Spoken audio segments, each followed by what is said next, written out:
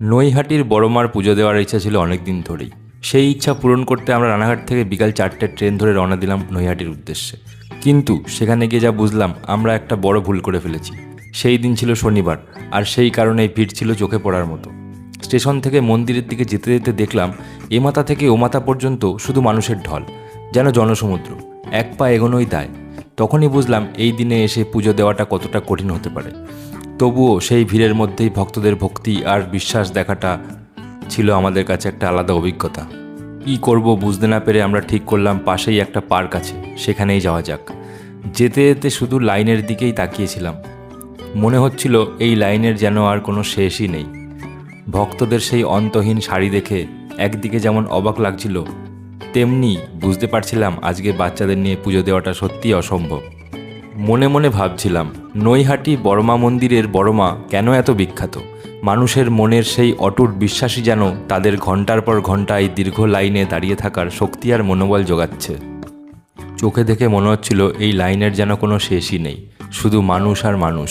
যতদূর চোখ যাচ্ছে শুধু মানুষ আর মানুষ।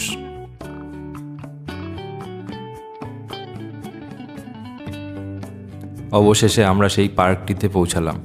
এখানে ঢুকতেই 20 টাকা করে টিকিট কাটতে হলো আমাদের। 5 বছরের নিচের বাচ্চাদের কোনো টিকিট এখানে লাগে না। লাইনের কিন্তু কোনো শেষ নেই। 2 কিলোমিটার 5 কিলোমিটার মনে হচ্ছে লাইন রয়েছে। আমরা এসেছিলাম নৈহাটির মায়ের পুজো দিতে, বড় মার পুজো, কিন্তু এসে এখানে যা দেখলাম, এখানে মোটামুটি 5 কিলোমিটার লাইনের কোনো শেষ নেই। প্রচুর প্রচুর লাইন। তো আমরা কোনো রাস্তা না পেয়ে আমরা বনবিথি পার্কে ঢুকলাম। এখানে বেশ সুন্দর জায়গা, একটু সময় কাটাচ্ছি। এই পার্কে বেশ কিছু পশু পাখি ছিল, যা দেখে বাচ্চা থেকে বড়রা সবাই খুব খুশি হচ্ছিল। ওই দূরে একটা রাক্ষসের মুখ হাঁ করে তৈরি করা ছিল, আর তার ভেতর দিয়ে যাওয়ার জন্য বাচ্চা কাচ্চারা দৌড়ে দৌড়ে ছুটে যাচ্ছিল। দৃশ্যটা দেখতেও বেশ মজার লাগছিল। যা যা যা, চল বলে তোর মা যাচ্ছে, যা।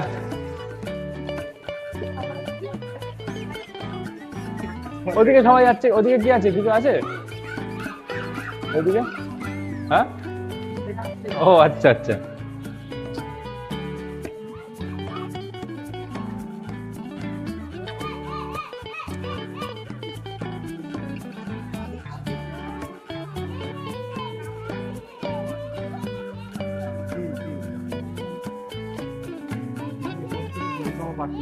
এই দেখো, এইটা হচ্ছে মা সরস্বতীর বাহন, রাজহাঁস।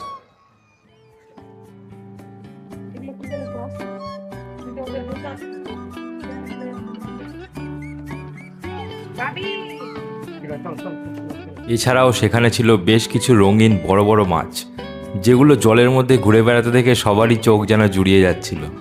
আসলে মাছ দেখতে কে না ভালোবাসে? রঙিন মাছগুলোর এমন সুন্দর ভেসে বেড়ানো দেখলে মনটা এমনিতেই সবার ভালো হয়ে যায়।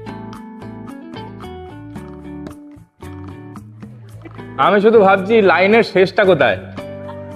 এইখানে মনে হয় লাইনটা শেষ। এই যে শেষ। হ্যাঁ, বাহ। বনবিথি পার্কের লাস্টে একদম লাইনের শেষ।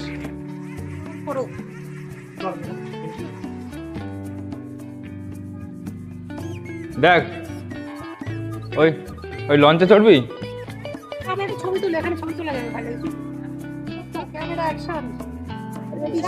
গঙ্গা নদীর পাশে বিকালের সময় সব প্রেমিক যুগলরা একের পর এক লাইন দিয়ে বসে আছে। চারপাশটা যেন এক রোম্যান্টিক পরিবেশে ভরে উঠেছে। আমরা কোন কাজে এসেছিলাম আর কোন কাজ করে বেড়াচ্ছি।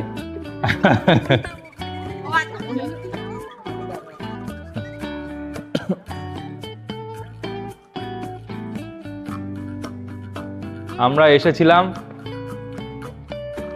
বড় মার পুজো দিতে, সেটা তো হলোই না 5 কিলোমিটার লাইনের জন্য। অবশেষে গঙ্গার পাশে বনবিথি পার্কে ঘুরে বেড়াচ্ছি।